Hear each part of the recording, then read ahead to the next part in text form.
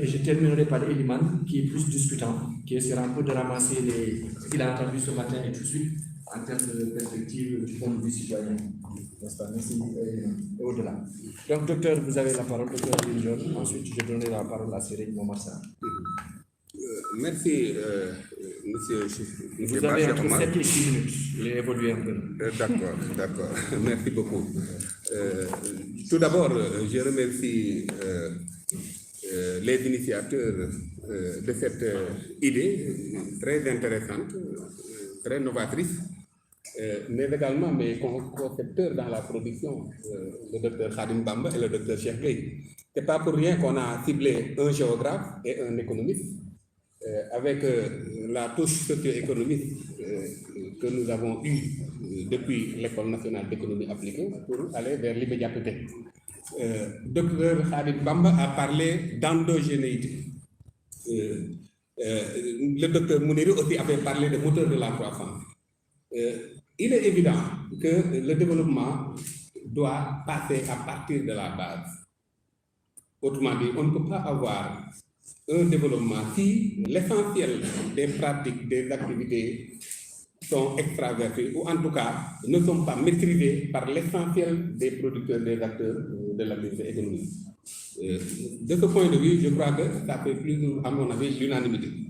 Alors, nous, on peut dire que cette approche, cette proposition, dans le cadre de la rupture, dans le cadre d'une modélisation, en tout cas d'une proposition de développement à la base, de territorialisation des politiques publiques, fait suite à une inspiration. C'est en quelque sorte une approche de benchmark à partir de la Thaïlande. Quand on a vu le modèle thaïlandais, je crois qu'actuellement, la Thaïlande fait partie des 3 pays qui ont les meilleures performances en matière de politique d'emploi.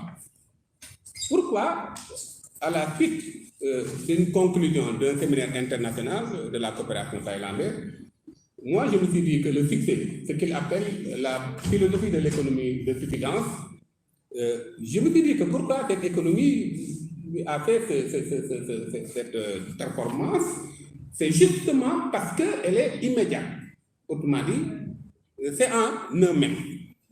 Alors, de là, je me suis dit que il faut qu'on aille vers une approche économique qui va essayer de poursuivre l'orientation de Mamadou Dia, qui prônait le développement à la base, mais également de proposer un modèle économique pour la territorialisation des politiques publiques. L'État en parle, mais on n'a rien proposé à ce niveau, en tout cas du point de vue de l'approche économique. Et pourtant, on a beaucoup de bonnes pratiques qui ont été faites par les ONG et les acteurs de développement dans la société civile, etc. Maintenant, pourquoi ne pas systématiser cet ensemble de bonnes pratiques pour en faire une approche économique? Et là aussi, ce qui est intéressant par rapport à l'économie immédiate, quand j'en ai parlé pour la première fois à des amis, à chaque fois, la notion d'immédiat, bizarrement, même des intellectuels ne voyaient que l'aspect temporel. Alors, je me suis aventuré à faire une étude dans la rue, de manière vraiment aléatoire. À chaque fois que je demande des personnes sur la notion d'immédiat, ils me disent le temporel. Alors qu'en réalité, ce n'est pas le cas. Même en français, l'immédiat, c'est le spatial et le temporel. Donc, si on devait traduire ça en wolof, c'est l'économie du CES. Alors, donc, nous n'avons que dire que si on ignore pas pareil, donc, c'est ça l'approche de l'économie immédiate. C'est là où nous devons aller. Alors, on a considéré d'abord une donne, la donne économique, à savoir la valeur ajoutée. C'est une économie qui se focalise sur la valeur ajoutée. On en a beaucoup parlé, le docteur Khadim en a parlé. Il faut qu'on valorise ce qu'on a. Ensuite, on a 2 procédés ou caractéristiques de l'économie, à savoir la valorisation, la valeur ajoutée en tant que donne économique. C'est 6 éléments. La valorisation, ensuite l'optimisation, et ensuite terroir, la notion de terroir. C'est là où on avait besoin de géographes, de spécialistes de l'espace. Alors, la notion de terroir, maintenant, va permettre, on le verra plus tard, peut-être que Khadim Bamba va nous aider à peaufiner en tout cas ce qu'on a proposé dans l'économie immédiate comme étant un indicateur de rupture pour mesurer un peu ce niveau de souveraineté, l'indicateur de souveraineté économique immédiate. Autrement dit, si le terroir est la délimitation, comment maintenant voir le niveau de valeur ajoutée de la production de l'ensemble de ces acteurs, et ça nous permet de mesurer l'endogénéité de cette économie. Donc, en articulant la création de richesse, en la conjuguant avec le terroir, on a un indicateur de souveraineté qui est, à mon avis, beaucoup plus important pour prendre des décisions au niveau politique et public que le PIB, qui peut être extraverti, parce qu'on l'a dit tout à l'heure. L'essentiel des acteurs peuvent ne pas, en tout cas, en bénéficier, parce que tout simplement, avec une économie essentiellement dominée par un secteur tertiaire, qui est, à des mains qui ne sont pas essentiellement maîtrisées. Alors, ensuite, le terroir et la culture. Pourquoi la culture? C'est là où c'est important, parce que c'est là où ça nous permet d'articuler le système de production et la consommation. Parce que tout est culturel. Ce qu'on mange, tout ce qu'on fait est culturel. Donc, tous les besoins anthropologiques vont dans ce sens, et c'est la 5e dimension. Et ensuite, on a l'environnement qui va nous permettre maintenant de voir le caractère réel de l'économie. Alors, et en prenant en compte aussi l'aspect durabilité. Donc, en conjuguant ces 6 éléments, on est dans l'immédiateté. Là, on n'est pas dans l'extraversion. Parce que l'immédiateté se dirige contre l'extraversion. Et de là, on s'est dit qu'il faut qu'on ait donc une économie qui est sensible à une croissance, en tout cas, qui puisse être bien mise en œuvre à travers les différents niveaux, micro, macro et méso. C'est pourquoi c'est à la fois une pratique économique, parce que quand vous créez un produit, quand vous regardez le produit, si le niveau de valeur ajoutée endogène est assez important, c'est sensible à l'immédiateté. Si ce n'est pas important, ce n'est pas sensible à l'immédiateté. Donc, c'est une pratique économique qu'on peut identifier à ce niveau. C'est aussi une approche d'entrepreneuriat social de développement. Et enfin, troisième aspect, c'est une approche de politique publique.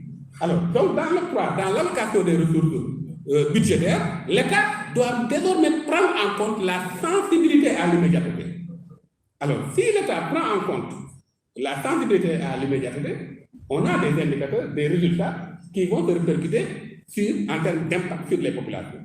Voilà 3 caractéristiques qui nous amènent maintenant à voir comment maintenant mettre ça en œuvre. Alors, d'abord, le premier élément, on l'a dit, il y a la force des multinationales. Tout à l'heure, Mounirou a parlé de sacrifice. Il faut qu'on se sacrifie. Khalid Bamba aussi a raison en disant qu'il faut aussi qu'on nous accepte les bonnes leçons des Asiatiques. Même s'il n'y a pas la qualité, qu'on se sacrifie un peu. Donc, il faut contourner l'étouffement des multinationales. Et ça, le rôle de l'État est important à ce niveau. Donc, le contournement est la première dot. D'ailleurs, le contournement, lisez la page 20 du livre de Mohamed Younous. C'est exactement ce contournement qu'il a utilisé pour créer son modèle bancaire face à l'étouffement des systèmes uniques. Et c'est exactement ce contournement qu'on a eu la chance de voir dans l'approche de Cheikh Ahmadou Bamba, qui était une approche de contournement. Parce que lui, son objectif, ce n'était pas la confrontation, mais c'était de réussir sa mission, et il fallait contourner tous les obstacles. Alors ça, c'est la première dimension.